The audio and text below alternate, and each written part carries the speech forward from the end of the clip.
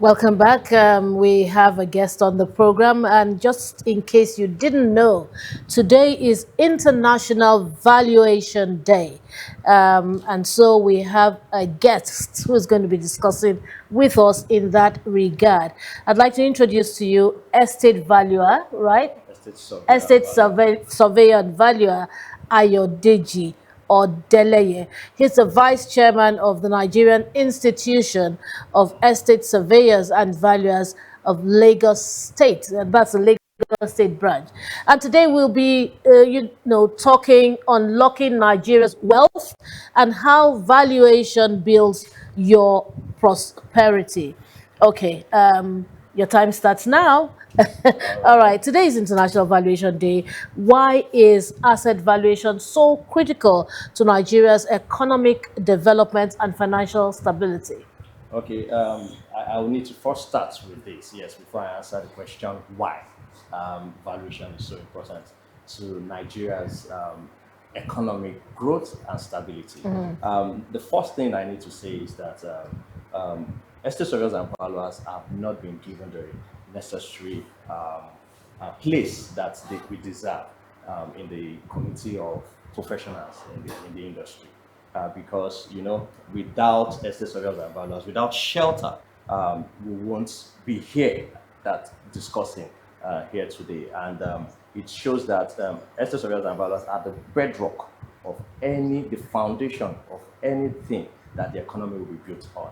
So now to answer the question, why valuation is important to our economy? Valuation is important because we need to know the real worth of our national wealth. Yes, most times, people define their economic growth through GDP, but GDP talks only about the output of goods and services, while the valuation tells you the intrinsic value, the worth of the national assets, both resources, land, everything, businesses. It tells you the net worth of the asset, and it's very very important. And I need to also mention this that there is no business that would not require valuation, because valuation helps businesses to build trust, even nations to build trust. What do we mean? I have an asset and I need to get a facility in a bank. Once I know the value of my asset, boldly I can approach an institution. The institution will trust the valuation given by a professional, signed, sealed, and delivered. And then they can willingly part with their funds. That's an example. Okay, Mr. Ayodeji, thank you very much. He's not Mr. Ayodeji. He has a title, Okay, Estate surveyor, Estate Surveyor surveyor and estate and valuer. surveyor Valuer. and valor. Okay, we should call it estate surveyor and valor Ayodeji. So Ayodeji. ESV Ayodeji. That's Yes. right. Correct. A lot of people look at valuation of property as just putting a price on those properties, including myself. I think I'm guilty of that. Can you take us through the intricacies that entails in how you place a value on a given property? Thank you so much. Valuation is something we studied for 5 years That's a lot. I agree. in our institution. So, valuation is not just, as you have said, just the placement of value on an asset. Well, valuation is the determination of the worth or the value of an asset, the interest in an asset. And when I say asset, it could be gold, it could be intangible assets, which also speaks to intellectual properties, like all the musicians that we have here, all the creative artists, we also value their assets. Now, what do we do? We always say that valuation is an art and a science. It goes beyond you just calling people, how much do they sell land in House. this house in this neighborhood? Because there are methodologies to it. Beyond the methodology, there is also the experience of the valuer that speaks to how the valuation would go. For instance, there are some specialized valuation, aeronautic valuation, marine valuation. There are various types of valuations that we can speak to. Now, how do we determine this value? The first thing we do is to, number one, determine the subsisting interest. So let me use land as an example. We all know that by the virtue of decree All the lands 1978 Land Use Act. We are no more in the military regime, so it's Land Use Act. It's vested all land in the hands of the governor. So the governor holds our land in trust for us. It means that any interest that you have in land is just for 99 years. Well, Yeah. and I say that's not, so there are agricultural lands that are for lesser years. Now, we need to determine how many years do you have left on the property. We value that interest, the unexpired interest on that property. Once we determine the unexpired interest, we now start looking at the features of the property. There are no two identical properties. It's either location differentiates it, the quality of finishing, the facilities inside. I can have a developer building the same set of property, and by the time I'm doing my valuation, they would be different. The value, yes, the value may be different because there, maybe the person that bought one has added additional facilities or utilities to it that would benefit and add more value to the property. After looking at all the assets, then we now look at the economic aspect as well. What's the rate of interest? What's the yield that the assets can give back? Then by the time we determine all this, we come to our table, we do our calculations. I won't be able to explain it into details for you now, because if you want to learn that, maybe you go there and study for 5 years again. At this age. All right, so we go to our tables. Yes, there's also the aspect of us doing market analysis before you now conclude on what the value of the asset. And I need to say this, value is different from cost. Yes, there's been battles between some other professionals that believe that historical cost could also be related to value. What is valuable to me might not be valuable to me, but we can spend the same amount of money to procure that thing. So let me just rest there. Okay, there's something that interested me. You talked about this 99-year thing. I was of the opinion that in Nigeria, you know, if you own a property, you own that property for life, and you can pass it on to generations unborn, your children, your grandchildren, and all of that. But I know that in the UK, in America, and all of that, it's a 99-year, and then thereafter the government will take it over. But I didn't realize that we had anything like that in this country. All right, so we do actually, and it's not that government will take it over. Okay, Yes. so that's the difference. All right. So after the 99 years, you are allowed to request for a renewal. Yes. So the renewal might not now be the 99 years again, but yes, after and it's since 1978 up to now.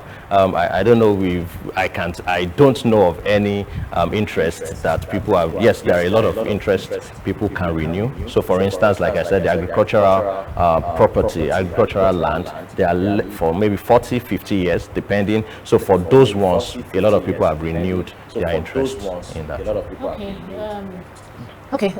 All right. Okay. How does proper valuation influence government policies and taxation? And of course, and how does he open up investment decisions in the country? I know a lot of people would always come up with, oh, I pay this tax, there's property tax, there's utility tax, there's consumption, there's this and that. But on the issue of valuation, how does that influence the policies that government put out?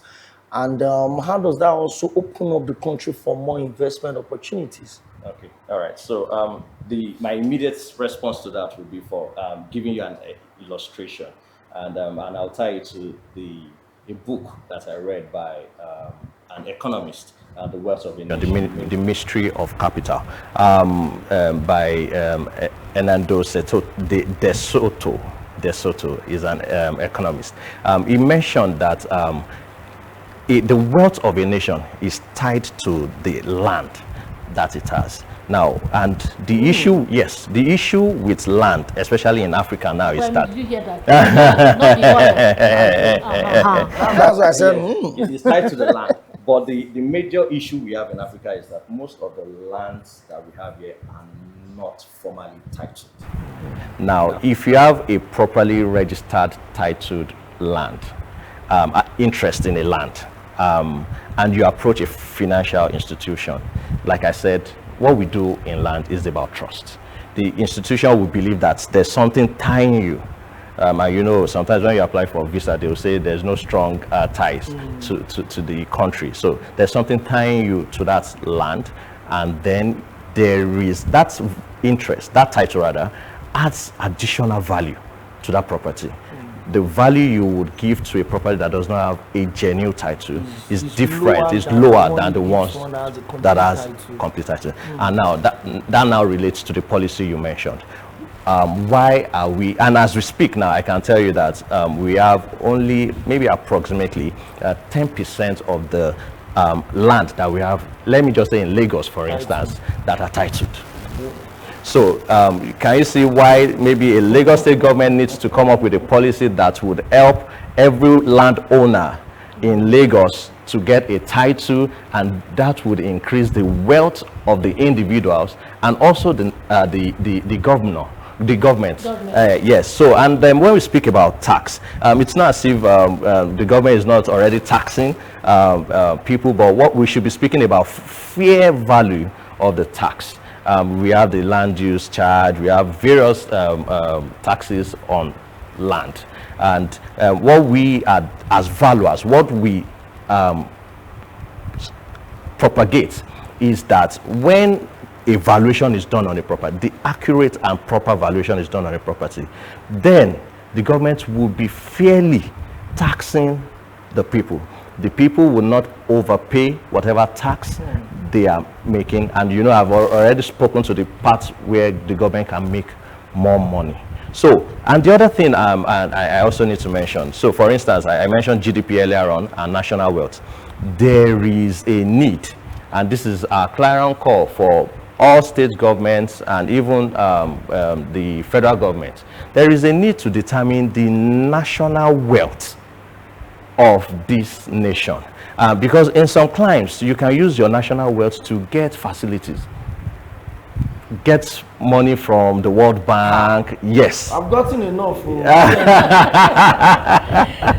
Okay, from real estate to oil and gas and even to aviation, valuation seems to cut across many sectors. Yes. So how broad is the scope of what estate surveyors and valuers actually handle? All right, so thank you for that question. For estate surveyors and valuers, I won't say this adage that we call ourselves that we are master of all. So we do valuation, which is our core professional assignment. We do valuation, and when we talk about valuation, it could be insurance valuation, mortgage valuation, like I mentioned earlier on, aeronautic valuation, marine valuation. We are professionally equipped to do that. We also do property management and facility management.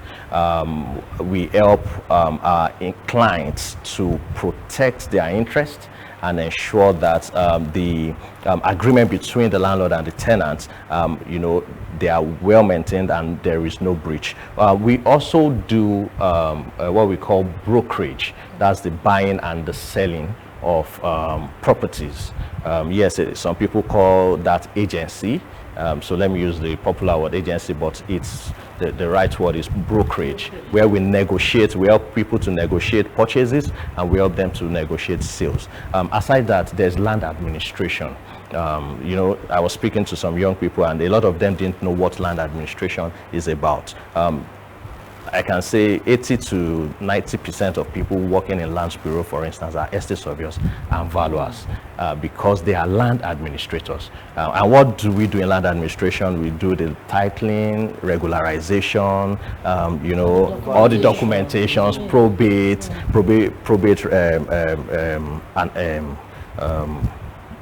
procuring probate and valuing probate assets. Then we also do advisory in the sense that, oh, you have this investment or you want to invest so much amount of money into real estate, we can guide you and say, oh, this is the highest and best use. You can put this into so through visibility study and others. So the one which is also popular in some climes in this is compensation.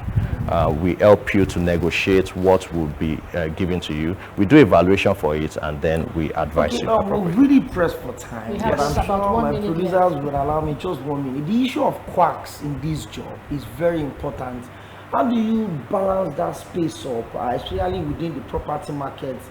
And how can we have collaboration within the public and private sector to improve issues around standard and investment potentials in Nigeria? Let's do this in a minute. All right. Thanks so much. So briefly, I'll just say that the issue of quack, I need to lay this foundation that it's not just in the real estate space, is everywhere, but it's more pronounced because real